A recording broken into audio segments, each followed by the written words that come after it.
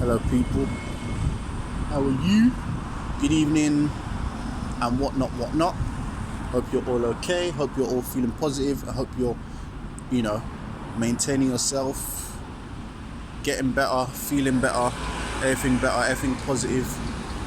Doing what you need to do, achieving your key objectives, and hopefully reaching your key aims.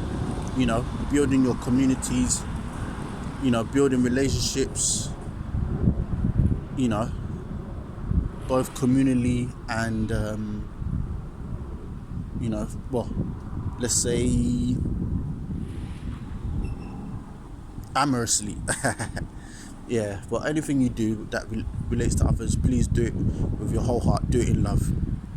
Yeah, I'm going to talk about this Sars thing. Yes, we want to get rid of corruption. Yes, we want to get rid of all the naughty boys. But ask yourself, where did it just all of a sudden pop up from? Every time now you see Sars. I thought it was to do with the disease. Don't get me wrong, corruption is a disease. Evil in high places is a disease. But where did it come up from? All of a sudden, again, there's a distraction that's come to take our eyes as black people, especially, off the ball. When we're dealing with the enemies of our soul, the enemies of our well-being, the enemies of our existence, something always seems to come up, and just divert. You understand? We know who the enemies are, and all of a sudden it gets,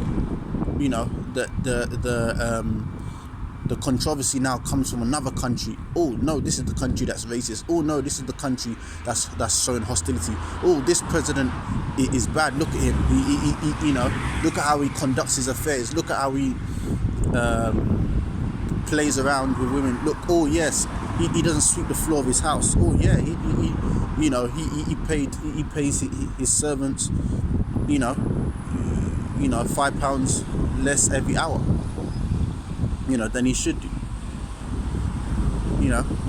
Always something.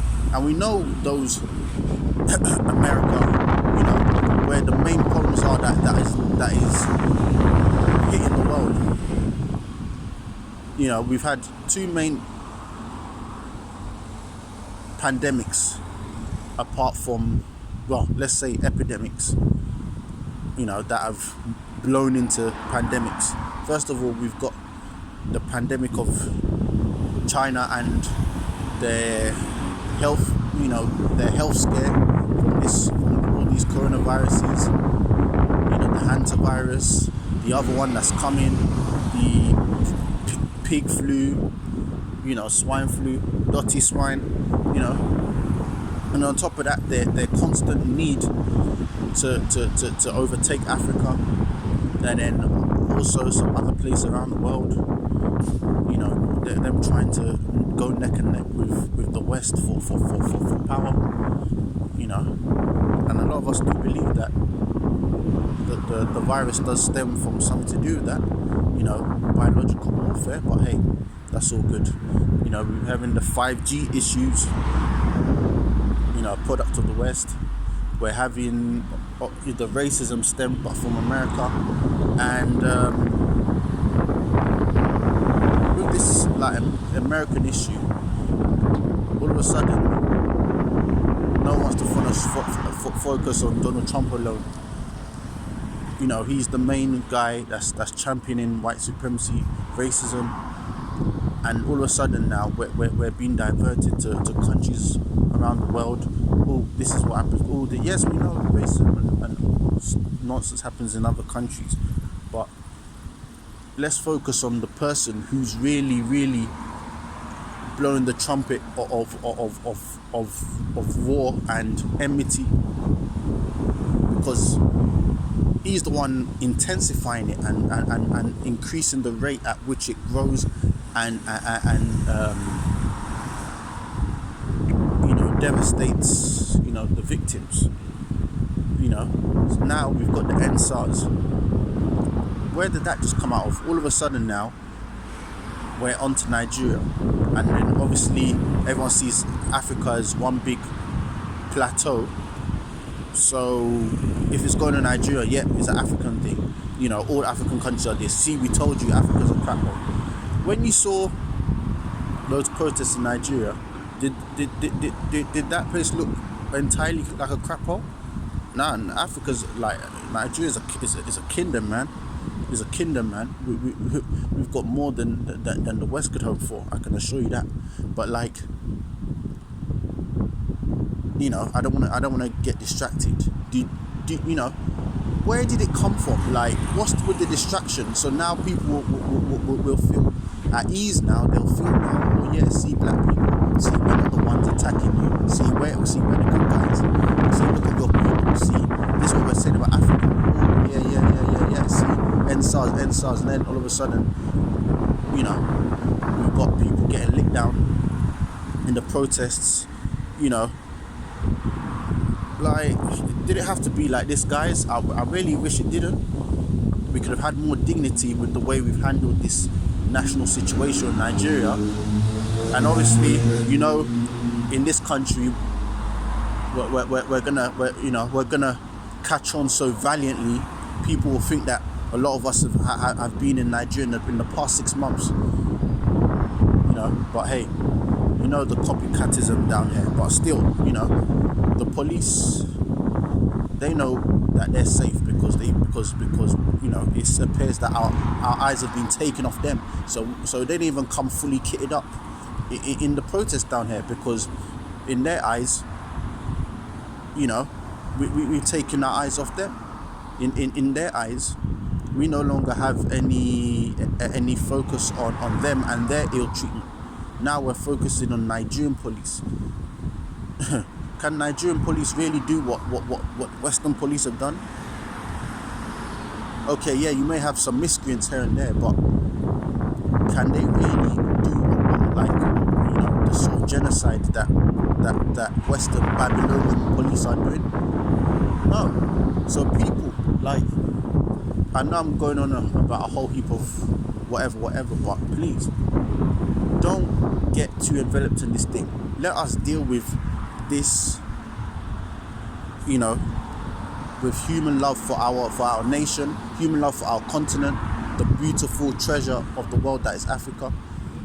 Because now what's going to happen is that these Babylonians, they're going to come and they're going to put they're going to stick all their points, their columns and points of pressure onto us. They're going to stick all their, you know, they're going to start, you know, putting all their signposts. So yeah, putting all their posts, you know, put post there. Yep. Do all your demarcations. Yep. They're fighting each other. These Nigerians, they're fighting each other. You know, let's go and see how we can infiltrate. As I said, they start marking all their posts. Yep, we're gonna build our foundation here. Yep, excavate and dig. So yeah, excavate and yep, build our foundation right there. Build ourselves a proverbial monument, a proverbial you know, establishment, and you know, just sitting there. You know, like when you're on a building site and you see those porter cabins. Oh, this one is going to be a massive temple, and they're just going to sit there, and they're going to be like elevated, like Zeus on Mount Olympus. All of them, Mr. Thompson and his band of white supremacists and racists, they, you know, and you know, ruling class. They're going to be sitting like they're on Mount Olympus, and then they're going to be looking down at us Nigerians, and they're just going to be, yep, sitting on their erected mountain or temple or whatever you have it, and just be throwing lightning bolts down at us. Yep. Get you, manipulating, doing this, doing that, and we've opened the door, and every time we get careless, it makes them to come through our doors nicely and in sleek manner. So what I'm saying, guys, is don't take your eye off the ball. Remember who the real enemy is. And we're only doing what we're doing to each other because the evil seed has been planted. Even if we're having issues, please keep that door locked and let us sit down and reason together. And yes, pray together. I know people have a problem when people talk about praying. Yeah, you think that, oh yeah, everything is about white Jesus. No. We're not about that. We're about true contrite communication with the Most High. It's got nothing to do with no white man or whatever in a white robe. This is about dealing with the Most High. Understand? The one and true only. So please let us handle our situations like brothers and sisters. Let us sit down, even if we have to have a bowl of pounded yam and F4 soup and whatever. Everyone bring cola nut, everyone bring this wine, that, whatever. Let us do it, guys. Let us sit down, chop, and nobody, there's no reason why we can't amicably, as Nigerians, sit down with also our African brothers and in love sort out all our problems. Let's not put our stuff on the world stage or act like hooligans, because all it's going to do is we're already careless as it is all over the world, and it's just going to open the door for any insurgent or any traitor to just slide by us and build his foundation and sit on his erected establishment like Zeus on Mount Olympus and just be controlling us. I refuse to be controlled. So that's why I'm reaching out to you, my brothers and sisters, especially my Nigerians. Let's come together in love and let us remember that Babylon is our enemy and the Most High is our God and He is on our side.